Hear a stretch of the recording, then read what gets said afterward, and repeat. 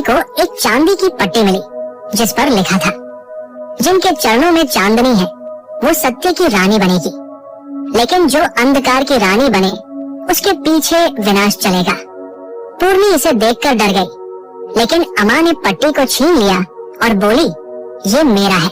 अंधकार भी उतना ही शक्तिशाली है जितना उजाला। धरणी ने ये सब देखा और उसने अगले दिन ऋषिराज से परामर्श लिया। ऋषिराज बोले, ये संकेत है, इन बच्चियों की राहें भविष्य में अलग होंगी। एक की पूजा होगी, दूसरी को भय का रूप समझा जाएगा। इनका कर्म इन्हें अलग करेगा। समय बीता। पूर्णी बड़ी होकर पूरे गांव में अपने उपवास, ध्यान और धर्म के लिए प्रसिद्ध हो गई। लोग उसे पूर्णिमा देवी कहने लगे। वही अम्मा अंधेरे में ध्यान लगाती, चुपचाप श्मशान के पास बैठती और अकेले अजीब मंत्र बोलती। उसकी आंखों में रहस्य और गहराई थी। लोग धीरे धीरे उसे अमावस्या कहने लगे, अंधकार की पुत्री। एक दिन गांव में एक भयंकर महामारी फैल गई। लोग मरने लगे। गांव का मंदिर बंद हो गया। तब पूर्णी ने गांव वासियों को एकत्र किया और पूर्णिमा की रात व्रत रखने और चंद्रमा को अर्घ्य देने का आयोजन किया। उस रात चमत्कार हुआ, बारिश हुई, बीमारी थमी और पूरा गांव पुनः जीवित हो उठा। लोगों ने कहा, पूर्णिमा देवी ही हमारी रक्षा करेंगी। लेकिन जब अमावस्या की रात आई, अम्मा अकेली गई जंगल में। किसी ने उसे एक काले बकरे की बलि देते हुए देखा। लोग डर गए। अगली सुबह गांव का एक अमीर जमींदार मृत मिला और उसके मुंह से काला धुआं निकल रहा था। गांव के लोगों ने ये सब अम्मा की अंधकार पूजा से जोड़ा और उसे डायन घोषित कर दिया। धरणी ने अम्मा को छिपा लिया, पर तब अम्मा बोली, माँ, तुम मुझे क्यों बचा रही हो? मैं वही कर रही हूँ जो मेरे भाग्य में लिखा है। धरणी ने रोते हुए कहा, मेरे दोनों गर्भ एक ही दिन में हुए थे, पर मैंने तुम्हें अलग रखा। एक दिन तुम दोनों फिर मिलोगी, लेकिन तुम्हारी भेंट से या तो विनाश होगा या सृष्टि। एक दिन अम्मा और पूर्णी आमने सामने आई। ये कार्तिक की पूर्णिमा थी। पूर्णी मंदिर में पूजा कर रही थी और अम्मा वही मंदिर के पीछे एक शिवलिंग पर तंत्र कर रही थी। अचानक बिजली कड़कने लगी, मंदिर हिलने लगा। पूर्णी ने कहा, अम्मा, रुक जाओ, ये जो तुम कर रही हो वो विनाश लाएगा। अम्मा बोली, तुमने हमेशा उजाला चुना पूर्णी, पर उजाले के बिना अंधकार की कोई पहचान नहीं।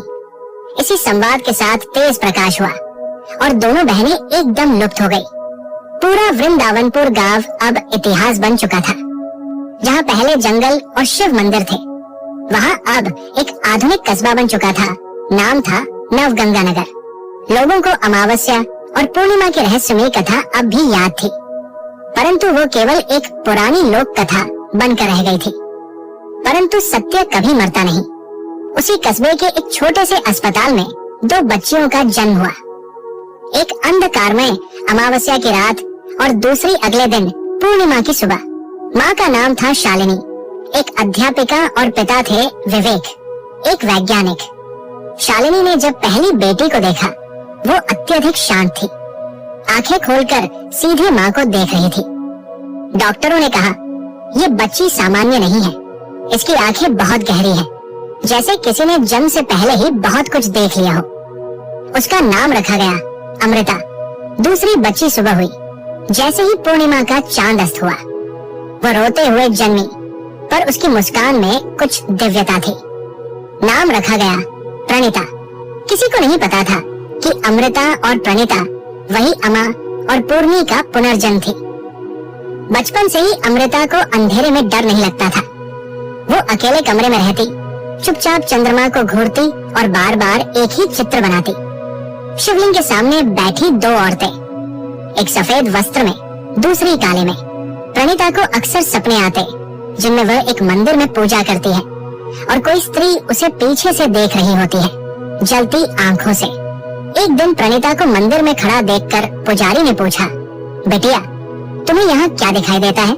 प्रणीता बोली, यहाँ दो आत्माएं थी, एक उजाले की, एक अंधकार की, लेकिन ये अधूरी थी। अब ये लौट आई है। जैसे जैसे दोनों बहनें बड़ी हुई, उनके स्वभाव और रुचियां अलग होती चली गई। अमृता को रहस्य, तंत्र, चुप्पी और अंधकार पसंद था। वो जंगल में जाकर काले धागों से बांधकर मंत्र बोलती और बिना किसी कारण लोगों को देखकर उनके मन की बातें बता देती। प्रणीता पूजा, ध्यान, उपवास और सेवा करती। उसकी मुस्कान लोगों का दुख हर लेती। एक दिन अमृता को सपना आया। वो खुद को शिवलिंग के सामने काले वस्त्र में देखती है और प्रणीता सामने सफेद वस्त्र में खड़ी है। तभी एक बूढ़ी स्त्री कहती है, तुम दोनों अधूरी थी, अब समय है पूर्ण होने का। वहीं दूसरी ओर प्रणीता को दर्शन होते हैं, एक उज्जवल चमक जिसमें आवाज आती है, पूर्णिमा और अमावस्या फिर आमने सामने होंगी और इस बार निर्णय तुम्हारे कर्म करेंगे। नवगंगा नगर में एक दिन एक बूढ़ा सन्यासी आया, ऋषिवर अत्रि। उसने शालिनी को देखकर कहा, तुम्हारी बेटियां साधारण नहीं है, वे वही दो आत्माएं हैं जिनकी कथा तुमने नहीं सुनी। ऋषिवर अत्रि ने उन्हें अमावस्या और पूर्णिमा की पूरी कथा सुनाई, अतीत की बातें, मंदिर की घटना और उनकी लुप्ति। शालिनी हैरान थी। अमृता और प्रणीता खुद भी स्तब्ध थी। अब वे जान चुकी थी वे कौन है।